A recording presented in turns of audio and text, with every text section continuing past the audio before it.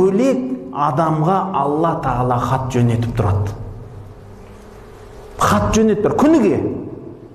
Соны көкірегі ояу адам түсінеді. Күніге оқиды.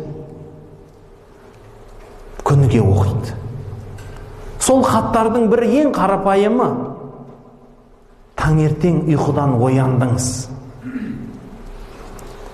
Альхамдулилля деп айту керек. Құдайға шүкір, Алла маған жаңа күн берді. Жаңа күн берді деген сөз жаңа мүмкіншіліктер берді. Сол мүмкіншіліктерді мен қайда жұмсауым керек? Сол мүмкіншілікпенен әрмен қарай адаса беру керек па? Жоқ. Сол мүмкіншіліктерді пайдаланып, қателіктерімді түзетуім үшін маған мүмкіншілік берді. Ол бір хат.